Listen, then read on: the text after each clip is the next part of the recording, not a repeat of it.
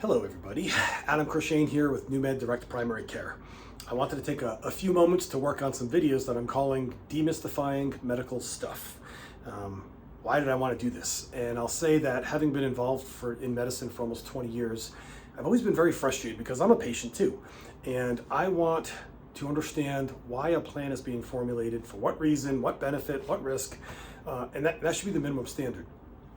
I've always liked talking to patients about what we're dealing with, but when they come to me from other places, not many people are doing that, and that's not such an awesome thing. So I figured this will be a little empowering and a little demystifying. So I figured for the first video we're going to talk about cholesterol. Everyone's been into their primary for a cholesterol panel or a lipid panel, and then you get the results. It's awesome, you're healthy, or it's terrible and you need statins. In both of those examples, sometimes it's true and sometimes it's not. So the first thing we have to figure out is, what is that panel actually telling me? So I'll start by saying this. So the first outlier is triglyceride. It's actually not a cholesterol. It's a little fatty acid glycerol particle, and it's a storage form of energy.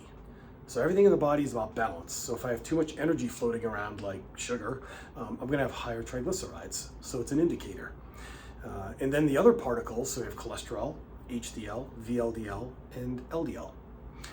Those are cholesterol particles. So what are cholesterol particles? Where do they come from? What do they do? So cholesterol particles are lipids. They're fatty molecules. Their purpose is to allow the cell membrane to be fluid, a little flowy, and also to allow transport in and out. We use them to make up our hormones: testosterone, estrogen, cortisol. We use it for vitamin D, and then also with digestion with things like bile salts. So that's what they do. Where do they come from? Is it from my food? Not really.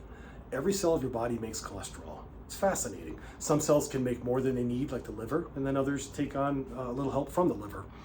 So every cell makes them. If I don't have cholesterol, I'm dead. And we use it for every function in our body. So cholesterols are great in the right balance. So I said HDL, high density lipoprotein. The heck is a lipoprotein? So we have these cholesterols, these fatty cells, molecules, and what they do, they're fat. Fat doesn't dissolve in water, and blood is kind of like water. It's water soluble, so that the cholesterols can't go out into the body. They don't work.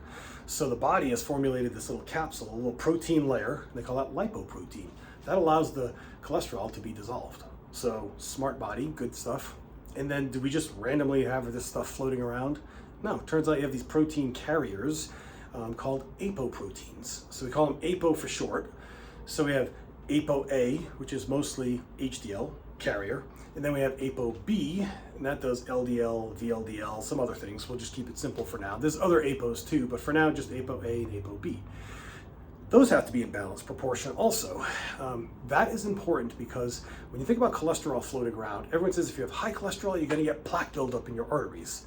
And the answer is, just like I keep saying, maybe, maybe not. We need more information. So cholesterol, when I look at my cholesterol panel has that total, that's how many cholesterol particles. That's like saying, and I learned this through Chris Kresser, but how many people are on the highway right now? And if I said 500, is that a lot or not? We don't really know. Depends. If there's 10 buses, that's not that many people. But if it's 500 cars, it's kind of a lot of cars.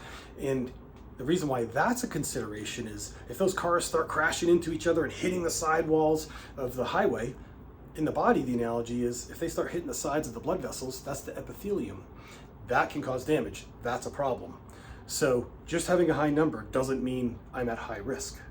So when we do a general cholesterol panel, that's great. It's a good indicator. And we need to take that into consideration with the whole balance of the human. But if my number's high, it doesn't necessarily mean I'm at higher risk. So high LDL does not mean I should necessarily be on a statin cholesterol lowering medicine. I should ask questions, and maybe my primary care can get some APO measurements. Those are easy enough to get, not that expensive. And then we interpret that, and then we say, what is the risk? One other little myth I'll dispel, I think more and more people are hearing this one, but years ago it was, if you have high cholesterol, you need to have a low cholesterol diet. And it turns out, yeah, that doesn't work at all.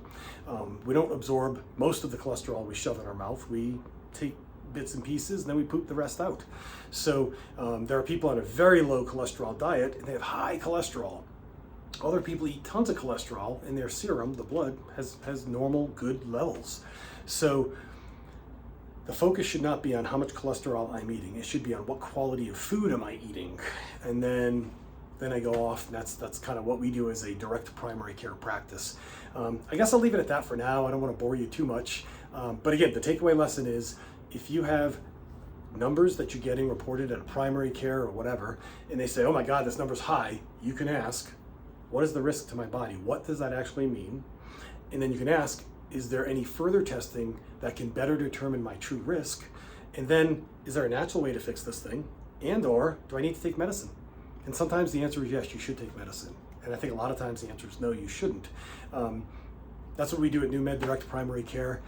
If you have any questions, reach out. That's why we're here.